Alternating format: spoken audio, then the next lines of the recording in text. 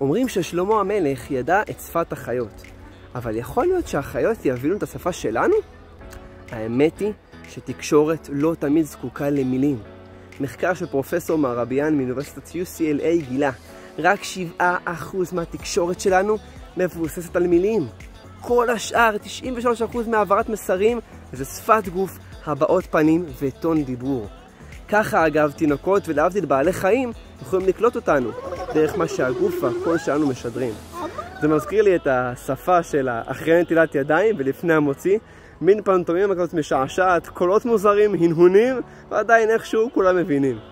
כשמדברים מול קהל, לפעמים מבט חודר, חיוך או אפילו טון חנוק מהתרגשות אומרים הרבה יותר מ1,000 מילים.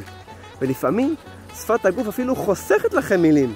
במקום להגיד הייתי ממש מופתע, פשוט בשוק, פרצוף מופתע, יעשה את העבודה. במקום לומר לראות את הבן שלי עושה אותי מאושר, עיניים מבריקות וחיוך מאוזן לאוזן, ימחיש את זה הרבה יותר חזק. אז איך מתרגלים שפת גוף נכונה? כשאתם מדברים עם חבר או בן או בת הזוג, סוף קצת עם תנועות ידיים, הבעות פנים, שלבו טון דיבור שונה וקצב מהיר איטי. אפילו משחק של פנטומימה הקטן באמצע השיחה יכול לשבור שגרה, להיות ממש מצחיק, ובעיקר זה אימון מעולה לשפת גוף ודינמיות קולית.